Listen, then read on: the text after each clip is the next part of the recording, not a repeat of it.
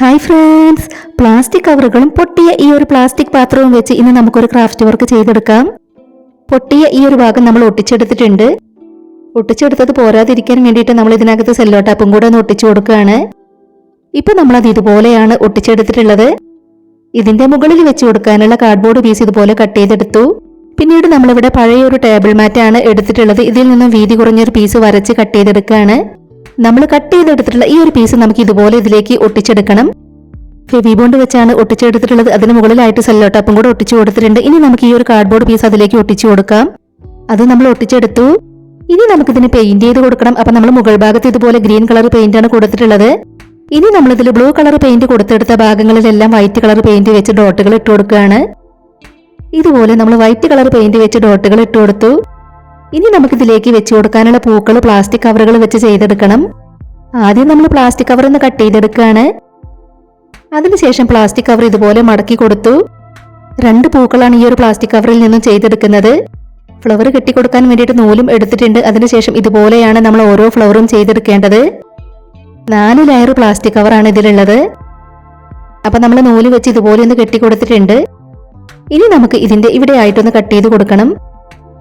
വളരെ സിമ്പിളായി plastic cover വെച്ച് ചെയ്തെടുക്കാൻ പറ്റുന്ന ഫ്ലവർ ആണിത്. ഇനി നമുക്കിതിന്റെ ഈ ഒരു ഭാഗം ചെറുതാക്കി കട്ട് ചെയ്ത് കൊടുക്കാം. ഇപ്പൊ നമ്മളത് മുഴുവനായും ഇതുപോലെ കട്ട് ചെയ്ത് കൊടുത്തു. ഇനി നമുക്ക് അതിന്റെ ഓരോ ലെയറുകളും ഒന്ന് വിടർത്തി കൊടുക്കണം. സിമ്പിൾ ആയിട്ടുള്ള ഈ ഒരു ക്രാഫ്റ്റ് ഐഡിയ പറ്റുന്നവരൊക്കെ ഒന്ന് ട്രൈ ചെയ്ത് നോക്കണേ. ഇതുപോലെ തന്നെ നമ്മൾ എടുത്തിട്ടുണ്ടായിരുന്ന ബാക്കിയുള്ള പ്ലാസ്റ്റിക് കവറുകൾ വെച്ച് നമ്മൾ പൂക്കൾ ചെയ്തെടുത്തു. ഇനി നമ്മൾ എടുത്തിട്ടുണ്ടായിരുന്ന ഗ്രീൻ കളർ പ്ലാസ്റ്റിക് കവർ വെച്ച് നമുക്ക് ഇലകൾ ചെയ്തെടുക്കണം.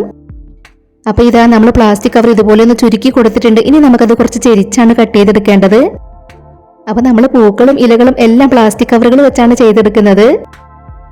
ഇനി നമുക്കത് ഓരോന്നും ഇതുപോലെയാണ് ചെയ്തെടുക്കേണ്ടത്. നമ്മളത് നൂല് വെച്ച് കെട്ടിക്കൊടുത്തിട്ടുണ്ട്.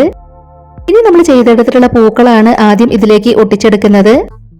വേസ്റ്റ് മെറ്റീരിയൽസ് എല്ലാം വെച്ച് ചെയ്തെടുക്കാൻ പറ്റുന്ന ഇന്നത്തെ ഈ ഒരു ക്രാഫ്റ്റ് ഐഡിയ ഷെയർ ചെയ്യാൻ പറ്റുന്നവരൊക്കെ മാക്സിമം ഷെയർ ചെയ്തൊന്ന് സപ്പോർട്ട് ചെയ്യണേ.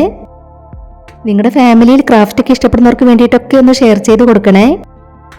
അപ്പൊ നമ്മൾ ഫെവി ബോണ്ട് വെച്ചാണ് ഓരോ ഫ്ലവറും ഒട്ടിച്ചെടുത്തിട്ടുള്ളത്. ഇനി നമ്മൾ ചെയ്തു വെച്ചിട്ടുണ്ടായിരുന്ന ഇലകൾ കൂടെ അതിലേക്ക് ഒട്ടിച്ചു കൊടുക്കുകയാണ്. പാഴ്വസ്തുക്കളൊക്കെ വെച്ച് ഒരുപാട് ക്രാഫ്റ്റ് വർക്കുകൾ നമ്മുടെ ചാനലിൽ ചെയ്തിട്ടുണ്ട്. ആദ്യമായിട്ട് വീഡിയോ കാണുന്നവർ നമ്മുടെ ചാനലിലെ മറ്റ് ക്രാഫ്റ്റ് വീഡിയോസ് ഒക്കെ ഒന്ന് പോയി കണ്ടു നോക്കണേ.